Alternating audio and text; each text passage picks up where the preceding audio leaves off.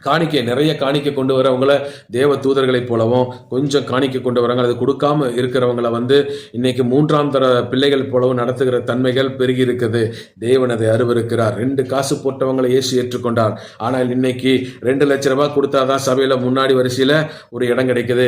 Pastor தனிப்பட்ட முறையில் phone போட்டு பேசுறார். பாஸ்டருக்கு ஒரு ஃபோன் பண்ணா உடனே அவர் நைட்டு 1 மணி ஆனாலும் எடுத்து பேசுறாரு. நீங்க ஒரு 2 லட்சம் ரூபாய் காணிக்கை கொடுக்கணும். ஆனால் இயேசு 2 காசு போட்ட தன் ஜீவனத்துக்கு இருக்கிறதுலேருந்து எடுத்து போட்ட பெண்ணுக்கு கனத்தை கொடுத்தார். இயேசுவை போல சபை மாறணும். அந்த காணிக்கைகளை சார்ந்து வாழக்கூடாது. காணிக்கை அவசியம். அந்த தேவைகளை வைத்து அவருக்கு ஒரு பிழைப்பு உண்டு. சபையினுடைய பராமரிப்பு, கரண்ட் சார்ஜு, டேக்ஸு அல்லது மற்ற ஒழுங்கு காரியங்கள் அல்லது உடன் ஊழியர்கள் இருப்பானா அவங்களுக்கு சம்பளம் அல்லது அங்கே இருக்கிற மியூசிக் சிஸ்டம் அதெல்லாம் வாங்கணும், பிடிக்கணும், சேர் வாங்க, எல்லாத்துக்கும் தேவை. ஆனால் உங்கள் ஃபோக்கஸ் காணிக்கை மேலேயே இருக்கக்கூடாது. அது அப்படிப்பட்ட சபை வளராது. வருகிற நாட்களிலே உண்மை உத்தமமான சபைகளை கர்த்தர் பெருக பண்ண போகிறார். அப்படிப்பட்ட சபைகளில் கூட்டம் நிரம்பும்படிக்கு ஆண்டவர் ஒரு நீதியின் வாசலை திறக்கிறார். அடுத்தது ஏழை பணக்காரன், படித்தவன் படிக்காதவன், உயர்ந்த ஜாதி தாழ்ந்த ஜாதி, இந்த வேறுபாடு இன்னைக்கு அநேக சபைகளுக்குள்ள இருக்கு. கூட்டம் கூட்டமாக குரூப்பிசம் இருக்கு. இயேசுவின் நாமத்தில் அதெல்லாம் மாறணும்.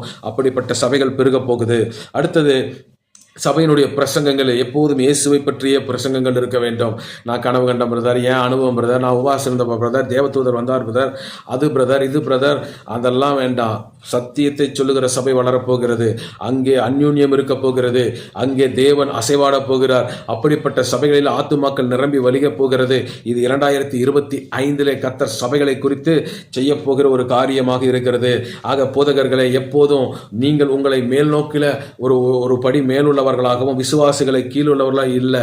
பலிப்பீடத்தில் நீங்க நின்று வேலை செய்றீங்க. யாருக்காக செய்றீங்க? தேசுவின் நாமத்தில் மக்களுக்கு தான் செய்றீங்க. மக்களுக்குள்ள இருக்கிற கழிவுகளை எல்லாம் சுத்திகரித்து தேவ சமூகத்தில் மன்றாடுறீங்க. உண்மைதான். ஆனால் அதுக்காக அவர்கள் தாழ்ந்தவர்களும் இல்லை, போதகர்கள் உயர்ந்தவர்களும் இல்லை. அவங்க மேலே ஒரு ராஜரீக அபிஷேகம் இருக்கிறது உண்மைதான். தேவன் அவர்கள் தான் ரெப்ரசன்டேட் பண்ணி வச்சிருக்கிறாருங்கிறது உண்மைதான். நான் இல்லைன்னு சொல்லலை. ஆனால் இருமாப்பாய் நீங்கள் ஆளக்கூடாது. கடின இருதயத்தோடு ஆளக்கூடாது. நான் என்கிற அகங்காரத்தோடு சபையை நடத்தக்கூடாது.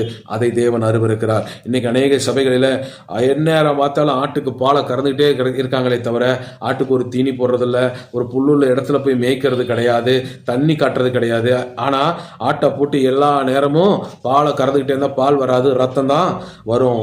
ஆக வரவு செலவு போட்டு ஒரு விசுவாசி வந்தானா அந்த விசுவாசியுடைய வருமானம் எவ்வளோ, அந்த விசுவாசியினுடைய வேலை என்ன, அதுக்கு வருமானம் எவ்வளோ, அவங்க எவ்வளோ காணிக்கை கொடுக்குறாங்க, எவ்வளோ என்ன ஏதுன்னு கணக்கு போட்டு வசூல் பண்ணுற கடங்கார மாதிரி இன்றைக்கி நிறைய போதகர்கள் இருக்காங்க.